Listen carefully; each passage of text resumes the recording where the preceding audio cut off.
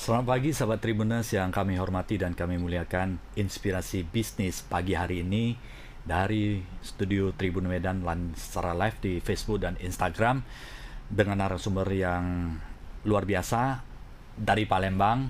Beliau adalah Pak Wawi, Ketua AMA Palembang, dan juga seorang pebisnis di bidang fashion dan kuliner. Suka duka di bisnis kuliner itu sudah banyak. Pak Wawi pernah pengalaman selama pandemik dan kemudian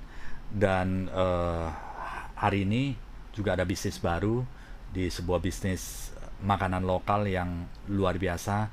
Dan yang luar biasa dari Pak Wawi ini adalah semangatnya dan mempelajari apa yang sudah dijalani dan kemudian bangkit kembali untuk yang lebih baik. Saya sapa dulu sahabat Tribuners dan saya sapa narasumber yang luar biasa pagi hari ini. Selamat pagi Pak Wawi, apa kabarnya? Selamat pagi Pak Syamyat. Baik, baik, baik. Baik ya. Semoga Pak Syamyat juga sehat, bahagia selalu. Amin Pak, amin. Ya. Terima kasih. Pak Wawi, ini terima kasih loh waktunya Pak Wawi. Ya, sudah Oh ya, saya yang terima kasih Pak udah diundang, Pak.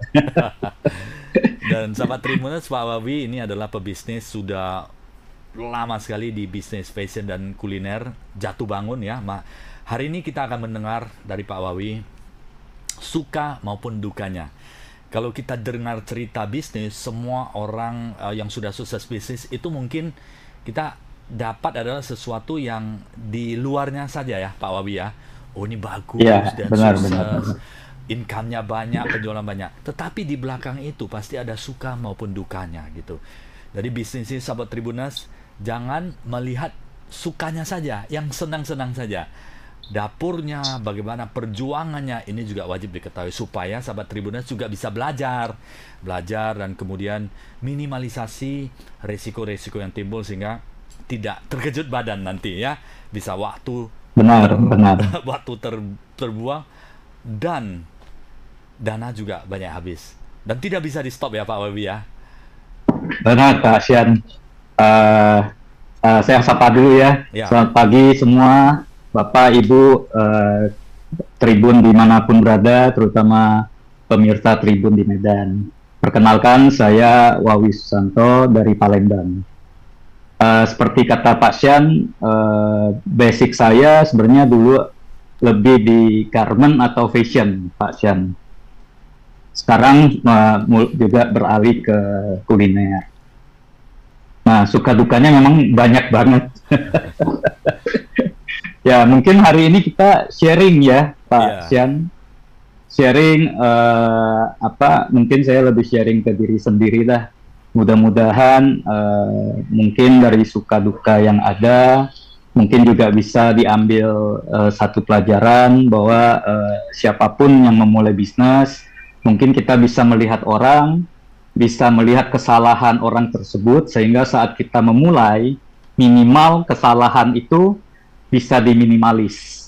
Setuju Ya, Pak Wawi. begitu Pak Syan. Ya Pak Wawi, Ya. perjalanan bisnis kan cukup panjang ya Pak Wawi ya. Ini sharing aja. Lumayan Pak, lumayan. Ya. Bagaimana bisa suka maupun duka. Dan di bisnis fashion ini terjadi perkembangan dan perubahan yang luar biasa juga ya Pak Wawi ya. Di mana sangat signifikan Pak. Itu sudah menjadi kompetitor yang sangat ketat begitu kehadiran online-nya Pak Wawi ya.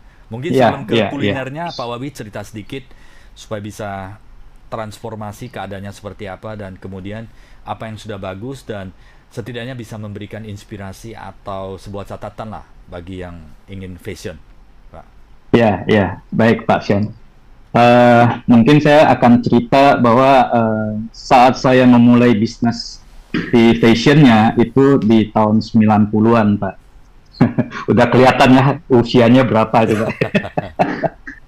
Ya, jadi sekitar tahun 92 itu saya starting sebagai sales.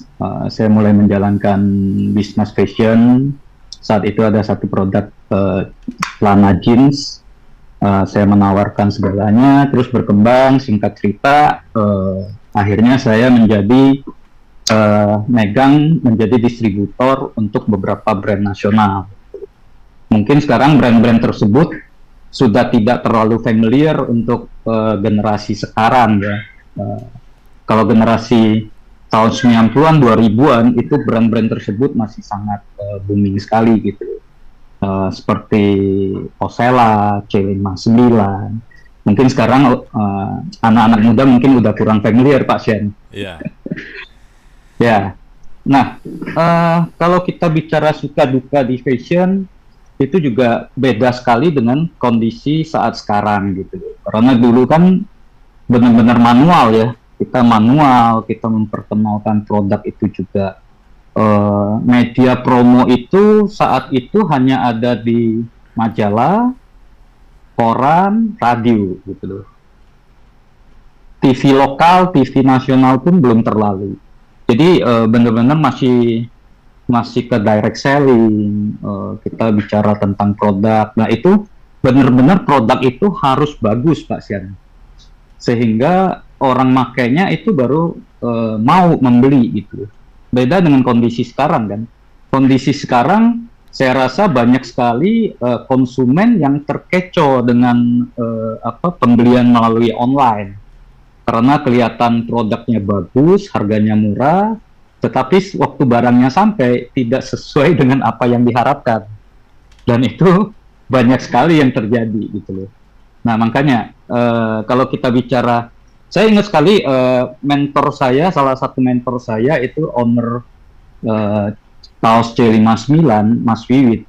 Itu dia menyatakan bahwa saat dia memulai bisnis C59, itu adalah alamat rumahnya Pak Sian. Luar biasa. Ya, jadi C59 itu singkatan dari Caladi 59, itu tempat tinggal dia.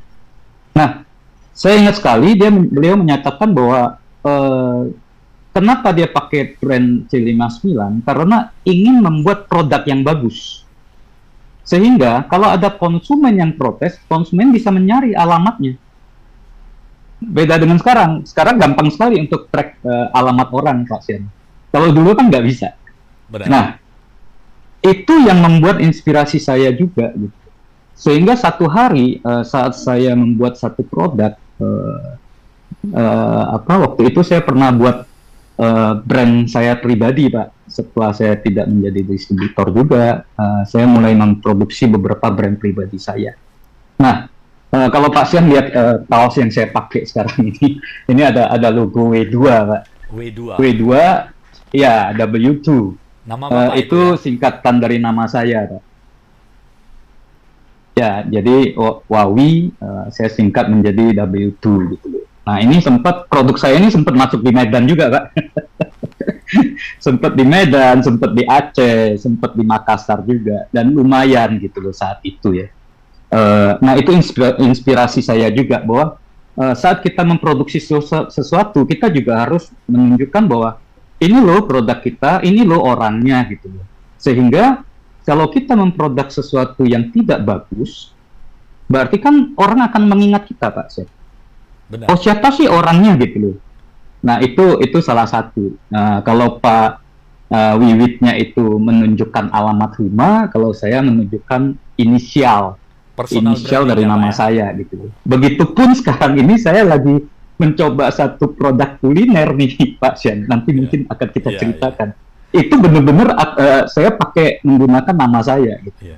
Sebuah brand yang itu sangat penting. Brand itu harus didukung dengan quality yang bagus ya Pak ya. Iya Pak. Jadi kita mempertaruhkan nama kita jadi gitu loh. Bagi orang yang kenal kita, ya berarti kan pertaruhan Pak. Kalau misalnya produksi kita itu jelek, itu kan akan jadi ngomongan gitu loh. Benar. Nah ini satu pertaruhan juga.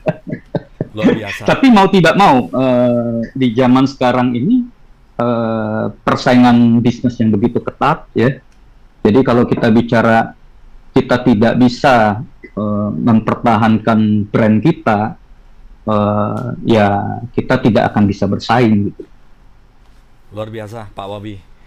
Yang saya salut adalah Bapak mulai dari sales ya Pak ya, sebelum memulai bisnis baru. Benar Pak, saya dari sales, suka duka sales tahu sendiri Pak. Makanya sekarang kalau misalnya waktu itu saya kedatangan sales, saya akan sangat-sangat menghargai.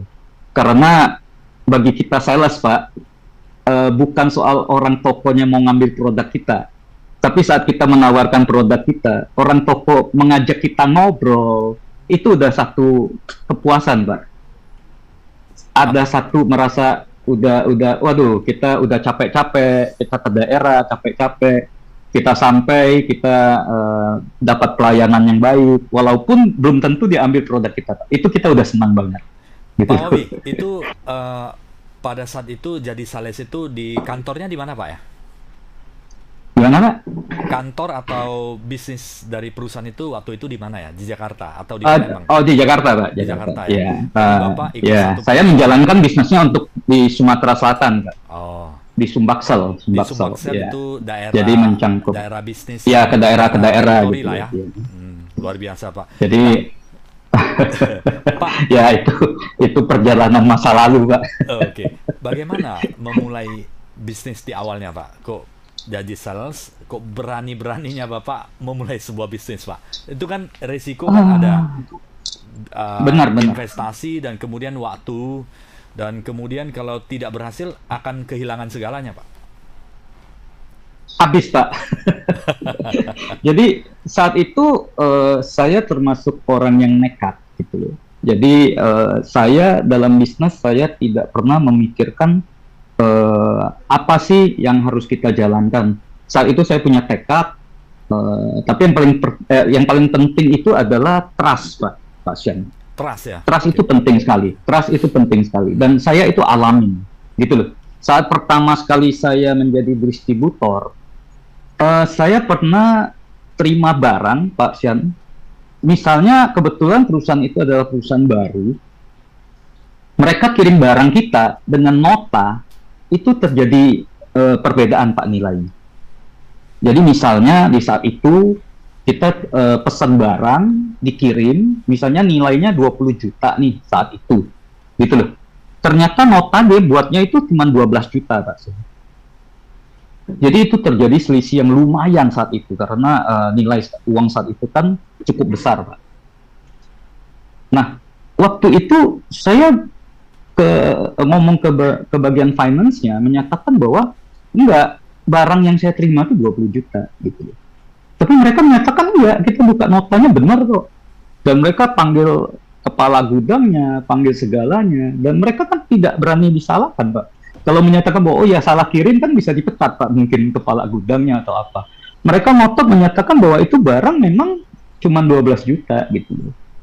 Nah, tapi saat itu saya ngotot harus bayar 20 juta, karena itu barang yang saya terima. Dan itu kelebihan barang atau selisih nilai, Pak? Barangnya lebih ya? Selisih nilai, Pak. Oh, selisih nilai. Jadi, nota yang dibuat itu 12 juta misalnya, Pak. Barang yang saya terima itu 20 juta, Pak. Kuantitinya sama, Pak? Kuantitinya benar, gitu loh. Karena itu perusahaan baru, Pak. Mereka mungkin masih tidak terlalu, administrasinya tidak terlalu bagus, gitu. Nah, dari sana, mungkin teman-teman akan menyatakan saya bodoh banget, gitu loh. Karena kan nggak ada salahnya. Saat ketahuan pun saya tidak salah, kan, Pak. Karena saya bayar berdasarkan nota, gitu loh. Tapi menurut saya bisnis itu seperti itu. Terus sesuai dengan hati nurani kita aja. Dan saya selalu menyatakan saya tidak pernah salah. Karena dari sana ternyata perusahaan begitu trust, Pak, sama kita, Pak, akhirnya. Dan mereka menyatakan, wah, ini anak muda yang mungkin bisa dipercaya, gitu. Dulu kan kita dibatasin ya, Pak, ya, pengambilan barang, Pak. Misalnya kita dikasih plafon sampai berapa, lewat dari sana kita kan harus ada jaminan lagi, atau kita harus bayar tunai, gitu loh. Nah, dengan kejadian itu, Pak Sian, saya mau ngambil barang di perusahaan itu mau berapa banyak pun, itu semua di ACC sama finance manajernya. Nah, itu salah satu yang membuat saya saat itu bisa lebih cepat maju dibandingkan orang yang memulai saat itu. Bisnis. Dan juga saya nekat. Saat itu saya punya uang sedikit, saya udah mulai buka toko sendiri, gitu loh, Pak. Oke. Luar biasa, Pak. Ya, itu perjalanan. Jadi... Makanya saya bilang, hidup kita ini, kita perlu kerja yang ulet. Kita juga harus pegang sekali itu trust, gitu loh. Jadi, orang bicara bisnis itu perlu dana sekian gitu loh. Saya bilang enggak. Kita punya dana berapa banyak pun tidak akan cukup, Pak Sian. Tapi kalau kita dipercaya sama orang, itu adalah modal utama kita. Karena banyak sekali perusahaan-perusahaan yang besar, mereka butuh orang yang dipercaya untuk menjalankan bisnis. Luar biasa, ya, Pak. Itu menurut pendapat saya sih. Iya. Setuju sih, karena kalau memang banyak pebisnis yang mengatakan modal memang tidak ada limitnya ya Pak ya. Tetapi kalau trust itu bisa membuat kita dipercaya bukan hanya supplier, pabrikan, dan menjalankan bisnis dengan baik itu, bahkan bank investor juga akan sangat percaya Pak Wawi. Sehingga akan mempercepat mendukung kelancaran perkembangan perusahaan ke depannya. Luar biasa Pak Wawi, mulai dari nol ya Pak ya. Dari nol, Pak. Kayak Pertamina aja, Pak. Mulai dari nol, Pak. Dan dalam hidup ini kita harus percaya, Pak Sian, bahwa kalau kita berbuat baik, mungkin kita akan ketemu sama orang-orang baik. Gitu loh. Saya merasa sangat bersyukur di saat kita bisa melewatin pandemi ini, kita udah bersyukur banget, Pak Sian. Karena banyak sekali teman-teman kita yang mendadak hilang, Mbak. Mendadak sudah dipanggil sama yang di atas gitu loh. Luar biasa. Makanya kita bisa lewatin pandemi ini, kita harus sangat-sangat bersyukur. Gitu. Betul Pak Wawi. Bisnis bisa dibangun dianggap kembali. Hidup baru kembali. Kita juga bisa merefleksi perjalanan hidup kita, sehingga kita ke depannya itu harus berbuat apa ke depannya. Yang pasti mudah-mudahan bisa lebih bermanfaat bagi orang lain gitu, Pak. Dan setelah itu Pak Wawi, puncaknya di bisnis fashion Bapak itu di tahun berapa ya Pak? Di tahun sampai tahun 2010 itu masih cukup bagus Pak Sian. Saat itu saya sempat punya toko di Palembang aja, itu ada 14 outlet Pak. 14. Luar biasa. 14 outlet, dan itu 90% di mall. Di mall-mall Palembang. Saya juga sempat ekspansi saat itu ke Medan. Saya punya kantor di Medan karena saya buka mengcover sampai ke Aceh sales saya. Terus juga saya juga sempat punya pabrik kecil di Bandung untuk memproduksi gitu loh. Ya, tapi perjalanan hidup kita tidak pernah tahu Pak Sen, gitu loh.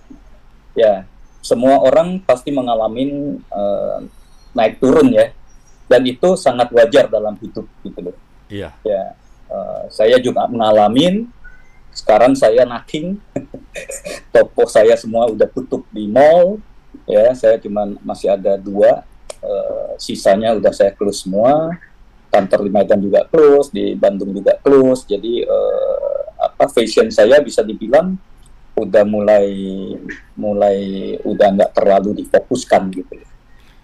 Ya, itu perjalanan hidup lah, kita harus mengakui.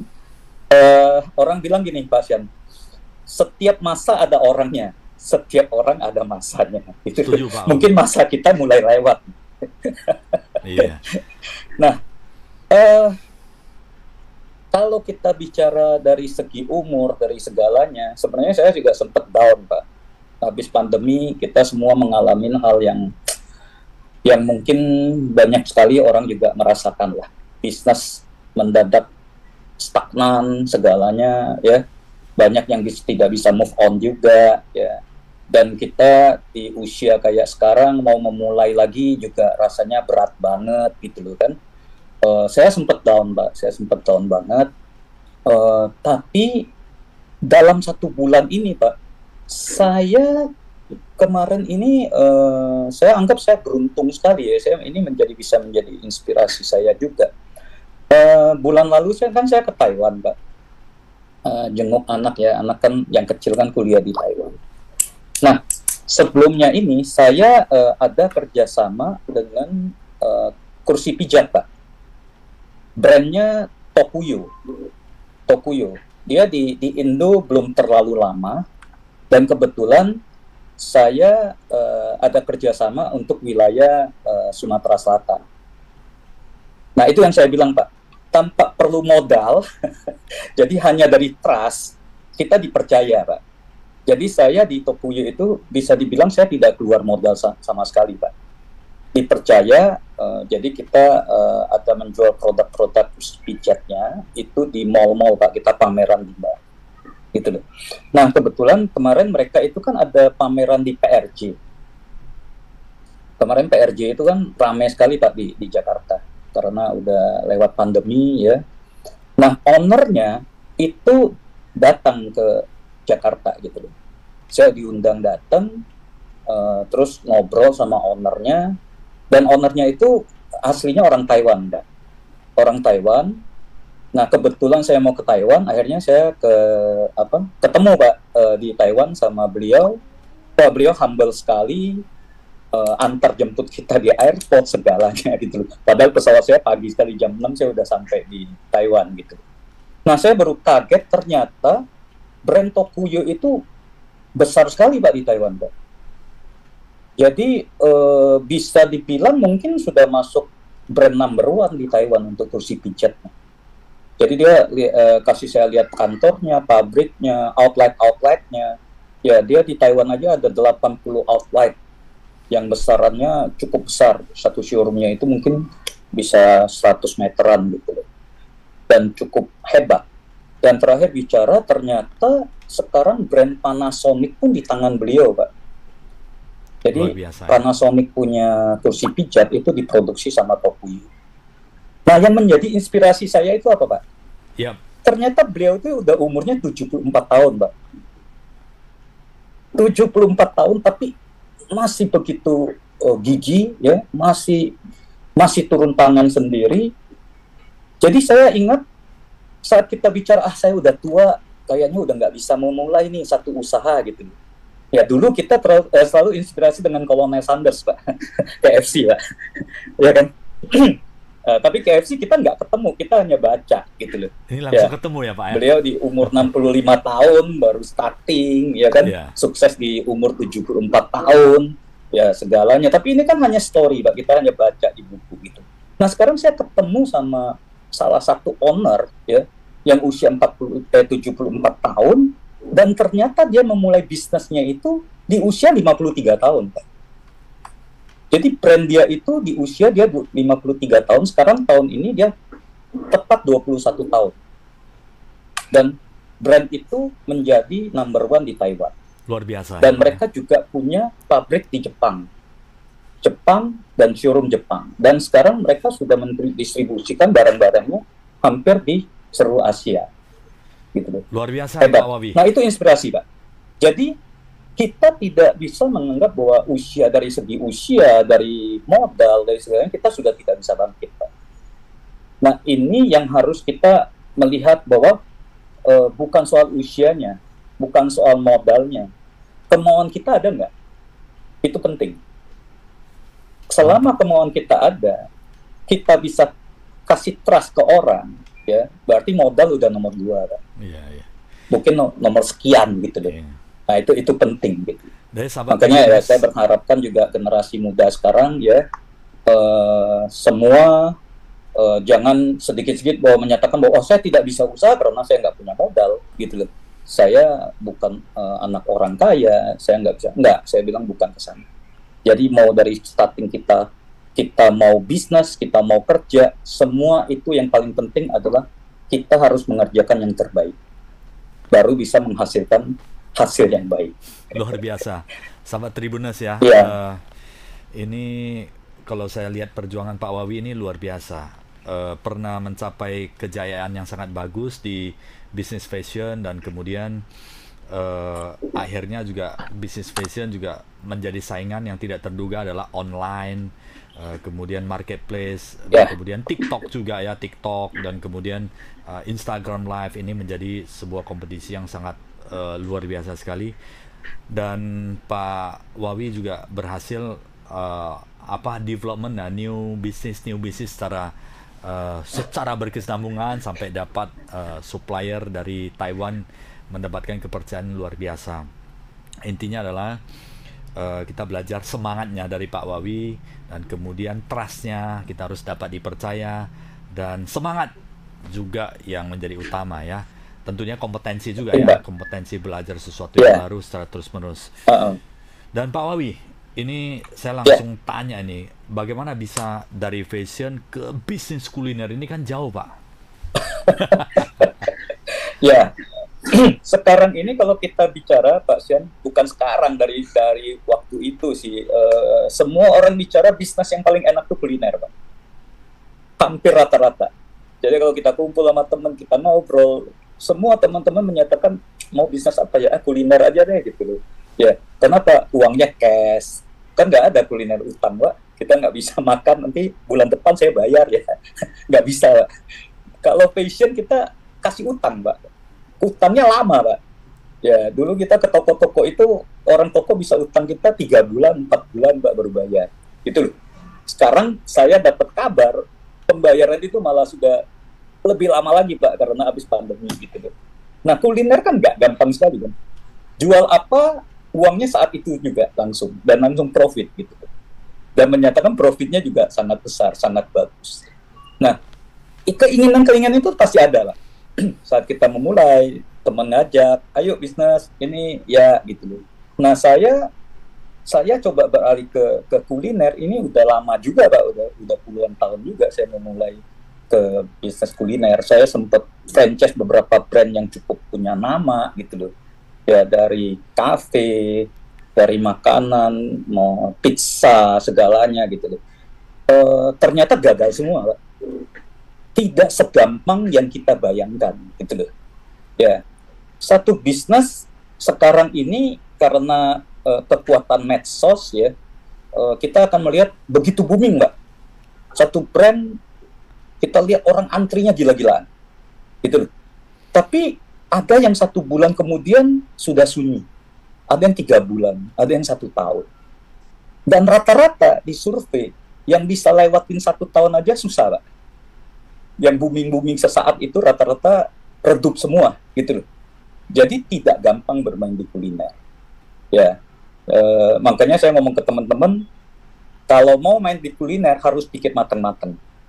Ya, jangan ibaratnya orang lagi bicara apa kita ikut, dipelajarin dulu gitu loh. Tidak segampang itu. Karena sekarang ini konsumen semua maunya tempatnya nyaman. Ya, bisa menjadi hangout yang enak karena mereka perlu foto-foto ya kan, untuk dinaikkan di IG, di Facebook gitu loh.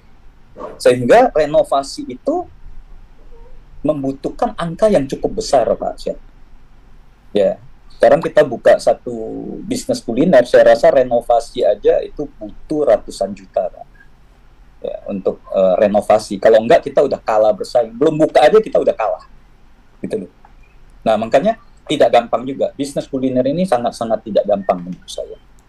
Tapi, balik lagi, kita mau terus bertahan, kita mau terus mencoba, atau kita stop. Kita stuck, gitu loh. Pak Sian, saya sampai ngomongin teman-teman nih di Palembang, Pak. Mereka menyatakan, saya liatin kamu buka tutup toko aja, saya udah lemes, gitu loh.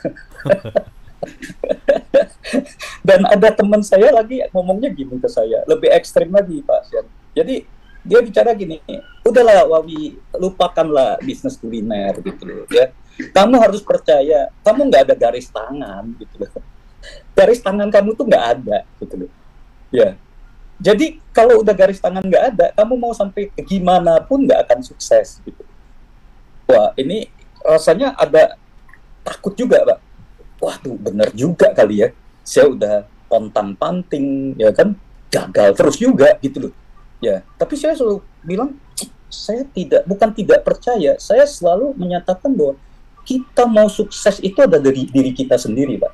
Bukan dari garis tangan, gitu loh. Kalau garis tangan bisa menentukan sukses orang, wah, semua orang udah nggak mau kerja dari, Pak. Sekali dilihat, oh, garis tangan kamu ini pasti kaya, ya udah dia nggak kerja, Pak. Apa dia bisa kaya? Saya rasa juga nggak bisa, gitu loh. Jadi saya lebih percaya bahwa kita sukses harus dengan kita sendiri. Kita harus berjuang sendiri mencapai kesuksesan. Kita jatuh, bangun lagi, jatuh, bangun lagi. Kalau kita baca KFC, Pak, saya satu contoh KFC, Pak. Nggak tahu bener nggak, tapi di catatan itu 1009 kali, Pak, dia jatuh, Pak. Baru sukses, gitu. ditolak, sukses akhirnya. Apakah kita bisa seperti beliau? Saya rasa juga nggak sanggup kan, Pak. Ya, tapi intinya saat kita jatuh, selama kita masih bisa bangkit, kita bangkit. Saya selalu suka sekali peribahasa orang yang menyatakan bahwa jangan pernah menyerah. Saat kita belum menyerah, berarti kita belum kalah. Ya, saat kita nyerah ya kita game over lah udah. Karena kita udah nyerah. Selama kita tidak nyerah, mau di ngomongin orang, mau di ngomongin apapun, go ahead aja, Pak.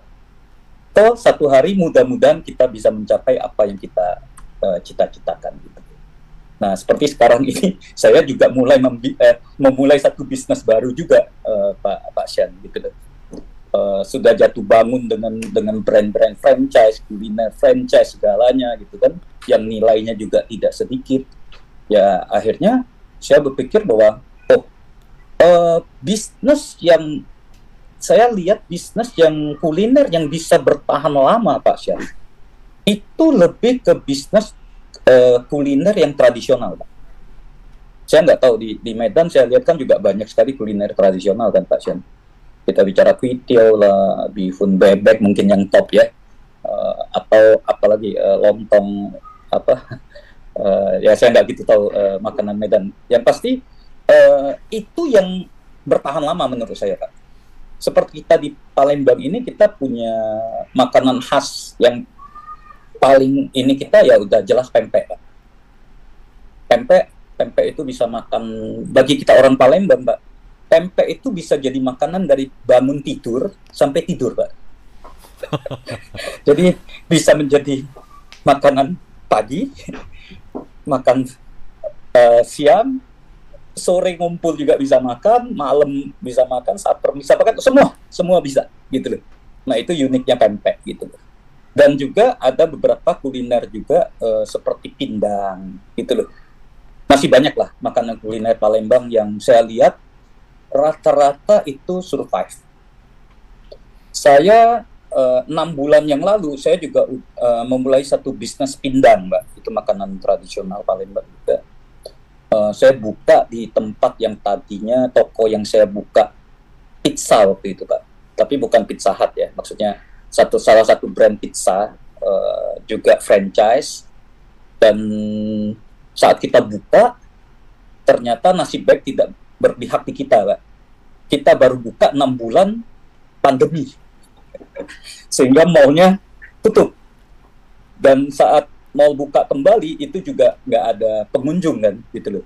Akhirnya kita rugi banyak. Itu saya join sama teman-teman buka pizza itu. Nah, akhirnya kita sekarang bisa dinyatakan kita udah mau close ininya, pizzanya. Saya beralih ke pindang. Baru 6 bulan dan ternyata antusias orang Palembangnya bagus banget.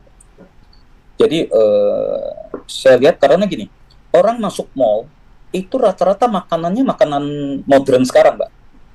Kalau kita lihat masuk mall itu semua makanan-makanan kekinian lah, gitu.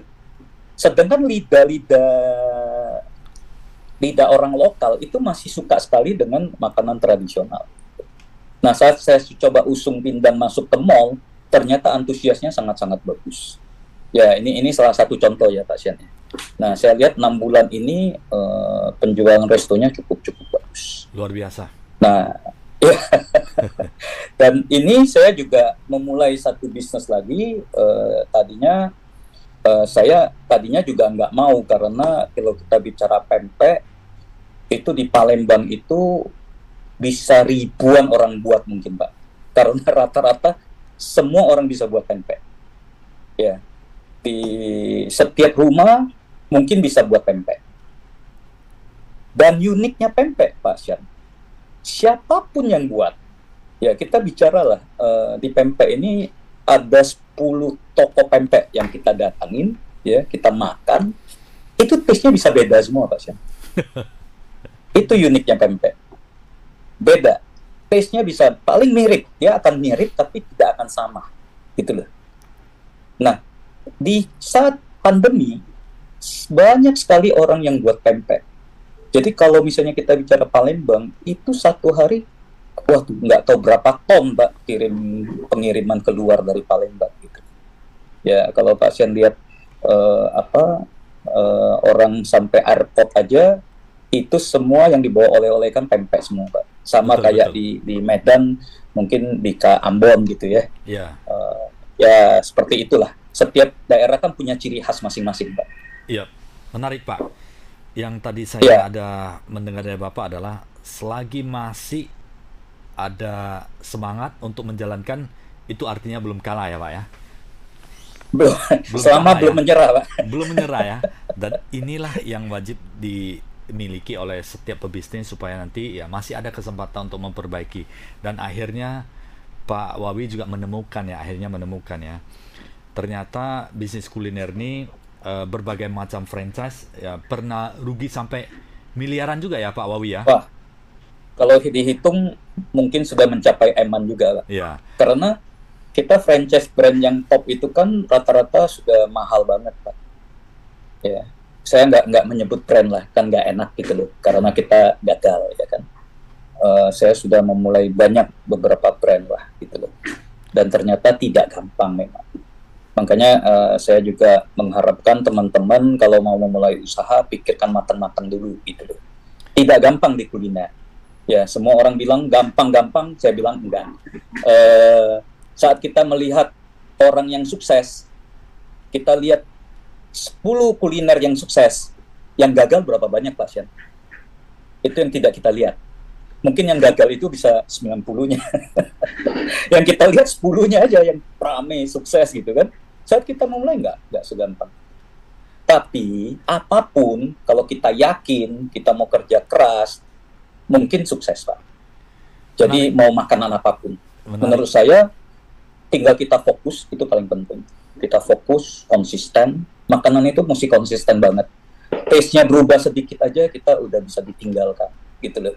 Ya, jadi benar-benar kita harus terjun secara full sehingga kualitasnya bisa terjaga ya.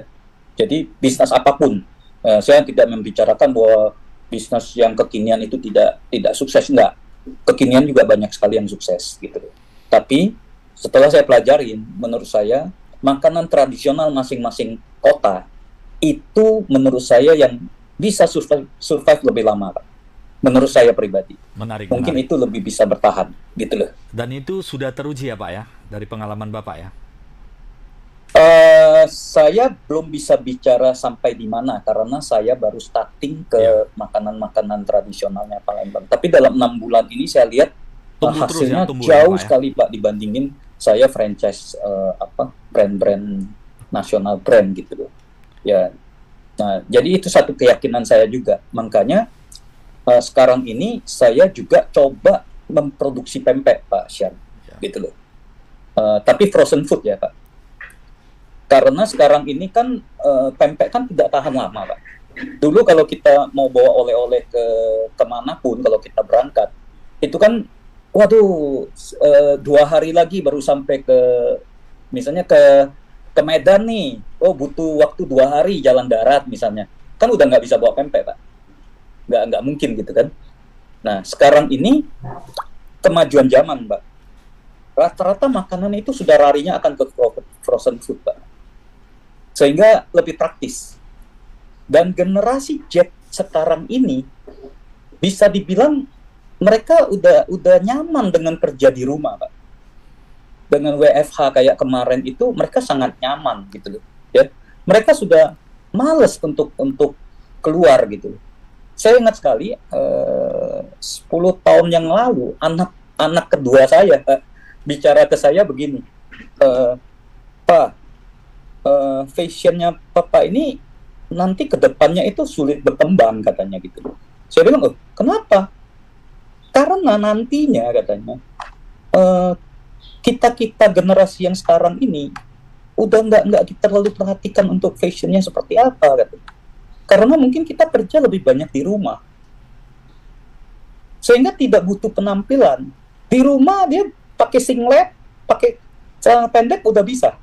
Paling dia keluarnya itu hanya di weekend gitu loh Pak. Dia menyatakan gitu, kaget juga saya. Itu udah saat dia SMP gitu kan, dia bicara. Kaget juga saya. Tapi ternyata benar, Pak Syed. Sekarang saya lihat anak-anak muda sekarang semua kerja kan milihnya WFH, Pak. sudah kebiasaan. Jadi mereka udah makan juga, mereka udah tinggal GoFood lah, GrabFood lah, ya pokoknya sejenis itu gitu loh. Mereka maunya praktis aja. Makanya ke depannya makanan frozen ini akan sangat-sangat bagus, Pak.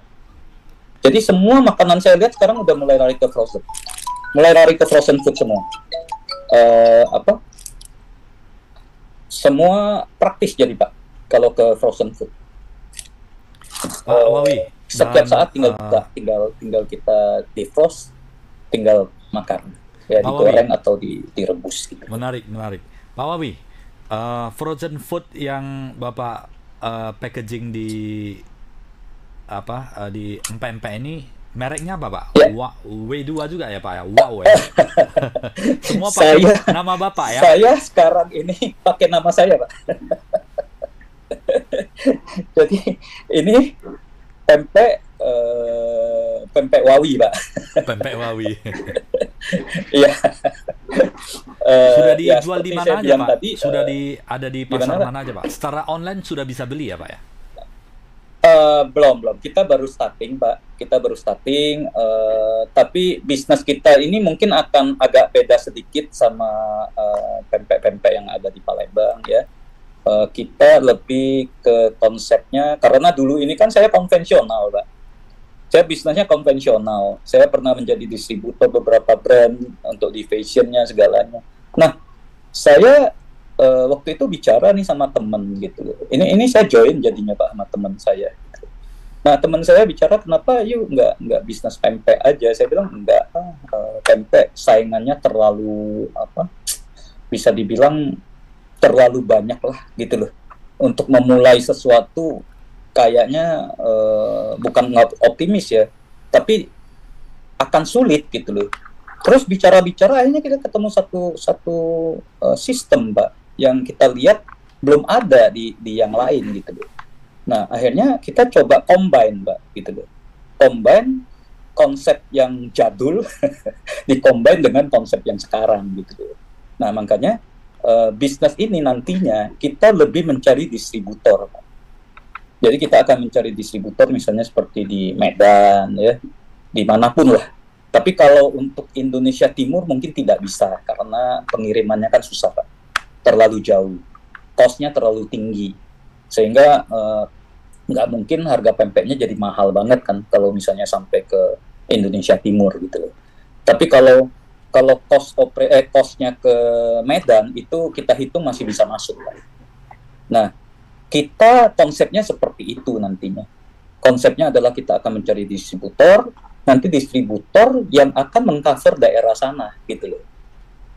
Ya, distributor tinggal mencari reseller, atau juga kita juga nanti ada konsep seperti booth-boothnya, Pak, yang mereka untuk ibu-ibu rumah tangga yang ibaratnya di rumah mungkin bisa memulai satu bisnis yang tidak terlalu mahal gitu loh. Ya, mereka bisa dengan booth jual langsung, tapi kita lebih fokusnya tetap jualnya frozen, Pak. Karena lebih tahan lama gitu loh.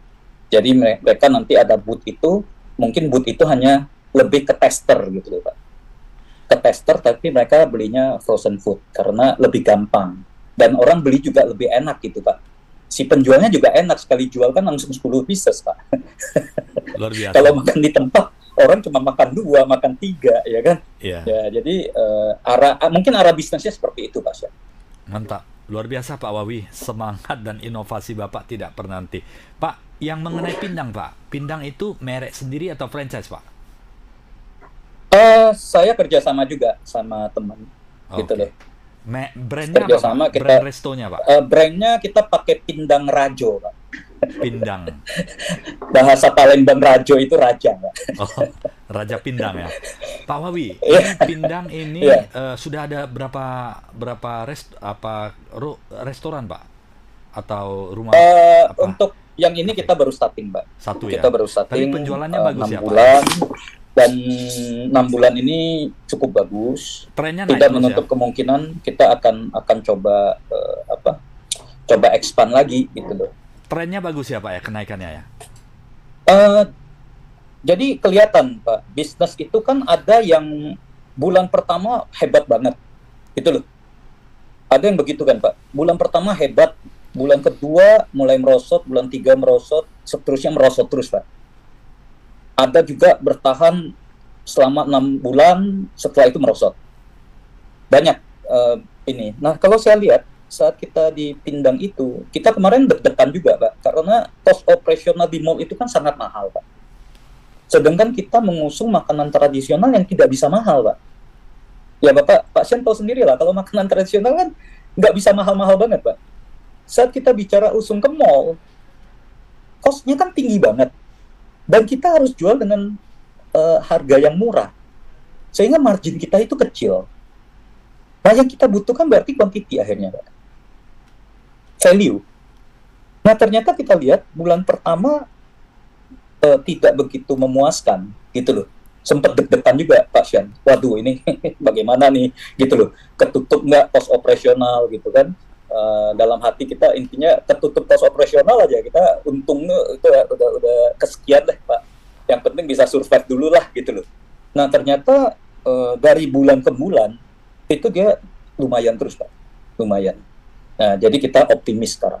Kita optimis, mudah-mudahan ini bisa menjadi salah satu ya yang bisa kita kembangkan juga. Ya tidak menutup kemungkinan juga ini mana tahu satu hari bisa di-franchise-kan juga Pak. Iya. Semoga Pak, semoga. Tapi kalau melihat dari inovasi pengalaman Bapak yang sudah jatuh bangun di kuliner, ini mungkin bisa ada menemukan satu konsep ya Pak ya, satu konsep, dan bisa saja di Pindang ini, Raja Pindang ini adalah momentum untuk bisa ke level yang lebih tinggi. Karena survei pengalaman itu penting sekali ya Pak ya. Pak ya, ini kita jatuh bangun Pak, jatuh bangun ya kan, motivation jatuh bangun di kuliner juga jatuh bangun. Makanya saya bilang teman-teman saya lihat saya aja mereka yang lemes Pak, bukan kita Pak. Jadi mereka lihat kita udah ini orang gila Pak. Tapi saya yakin suatu ketika Bapak pasti akan ketemu formulanya. Apakah ini Pindang ini sudah mulai nampak bagus, ataukah nanti di apanya itu Pak ya, di empek-empeknya. Dari merek Wawi, merek Bapak sendiri, personal branding yang kuat. Tapi ini perlu proses lagi ya Pak ya, perlu proses lagi. Masih butuh proses Pak Sian. Kita tidak pernah tahu ya next ya. Kita bisa tahu kejadian belakang, tapi depan kan kita nggak pernah tahu gitu. Ya, tapi balik lagi saya bilang selama kita bisa terus berusaha, kita optimis, ya kan, kerja keras, bulat, pantang menyerah. Ya, mudah-mudahan, Pak. Mudah-mudahan diridoin sama yang di atas. Oke. Sahabat Tribuners, ya, kita perlu belajar semangat dari Pak Wawi, di mana jatuh bangun itu biasa di dalam pebisnis, ya. Di mana pasti ada kompetisi, pasti ada sesuatu sisi di puncak dan di bawah. Tetapi kalau kita tidak pernah berhenti, artinya masih ada kesempatan untuk kita bisa maju dan mencapai sesuatu yang lebih besar ke depannya. Apakah itu skala bisnis, apakah itu adalah secara geografis perkembangan perusahaan, kita tidak pernah akan bisa tahu seberapa besar. Tetapi dengan adanya perencanaan, maka harapan itu akan ada secara terus-menerus, ya. Tetap semangat. Benar. Dan quality juga ya, saya melihat Pak Wawi ini adalah seorang pebisnis yang sangat memperhatikan quality, di mana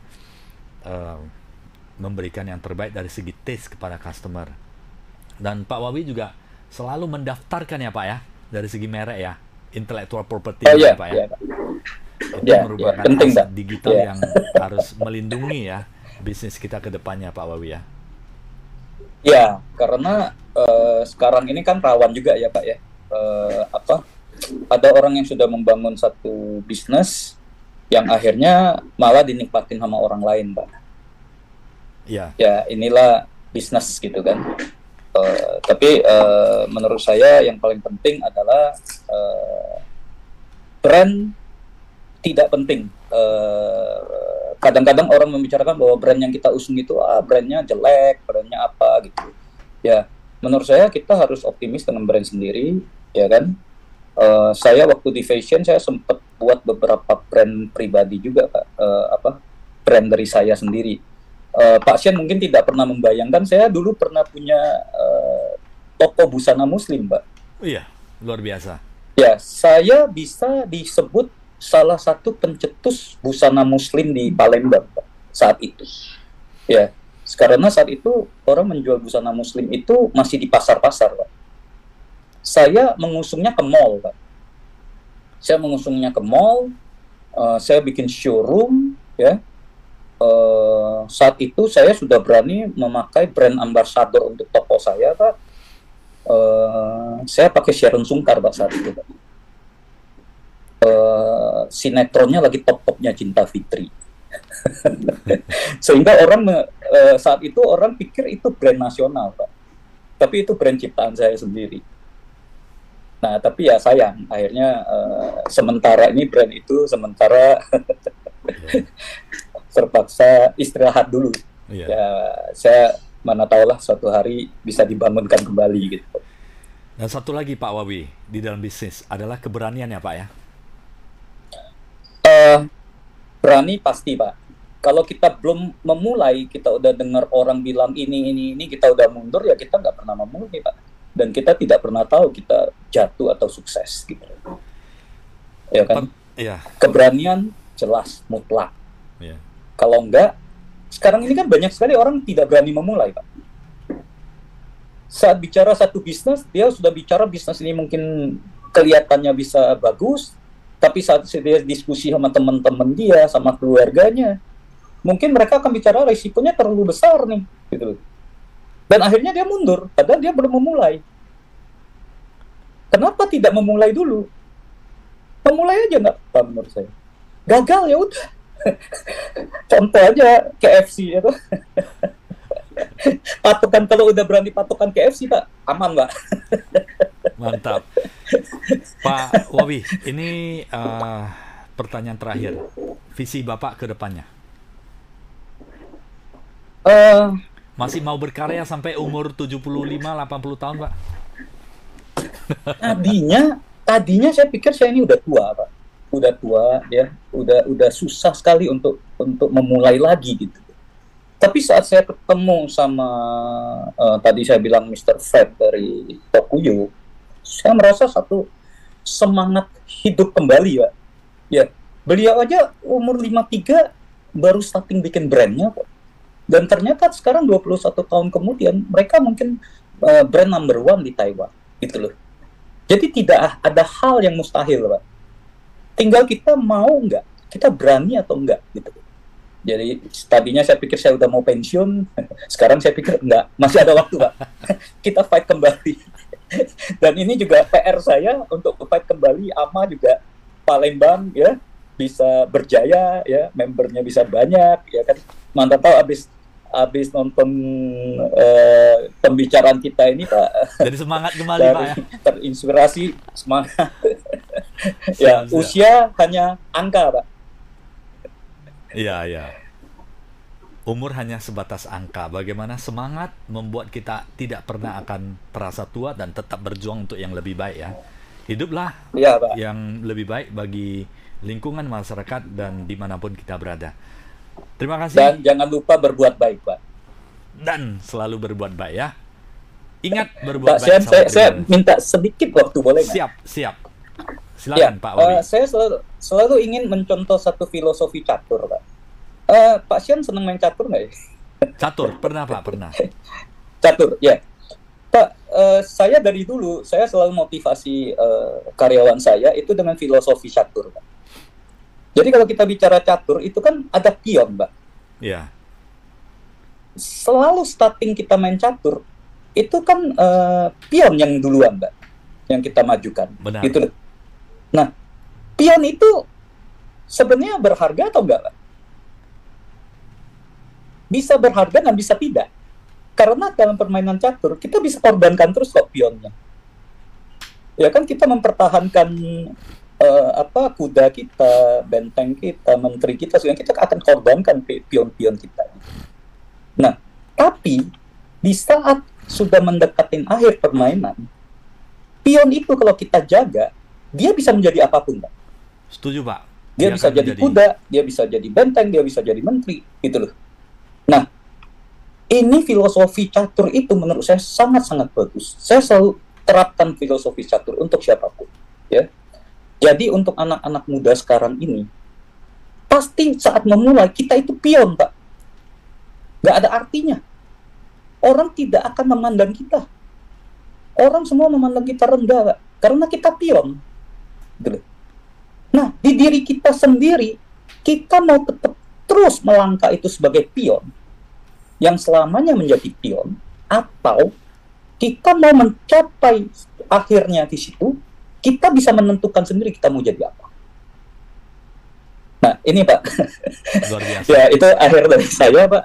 Mudah-mudahan filosofi catur ini bisa menginspirasi teman-teman juga, bahwa diri kita ini jangan pernah menganggap kita pion yang tidak berguna, tapi kita adalah pion yang akan nantinya akan menjadi apapun yang kita mau. Luar biasa. Tapi dengan catatan harus kerja keras juga.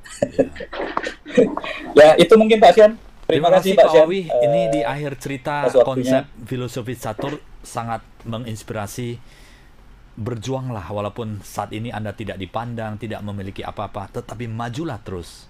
Dan pion akan menjadi kuda atau menteri yang sangat berharga di kemudian hari. Sahabat Tribuners, tetap berjuang, semangat, yakin dan percaya, pasti akan ada harapan dan bisa lebih baik dan sukses ke depannya. Terima kasih Pak Wawi untuk waktunya. Thank you Pak Sian. Ya, bisa mendengar banyak dari Bapak, kita masih bisa belajar banyak. Terima kasih Pak Wawi, sampai jumpa kembali ya. Nanti di Rakornas Pak, conference yang akan datang Pak. Terima kasih waktunya. Ya, terima kasih sahabat Tribuners. Terima kasih yang sudah terima kasih sahabat Tribuners yang sudah mengikuti Inspirasi Bisnis ini selama 1 jam. Semoga apa yang disampaikan dan didiskusikan bersama oleh Pak Wawi bermanfaat bagi kita semua, dan sampai jumpa di Inspirasi Bisnis selanjutnya yang selalu menarik untuk Anda. Terima kasih.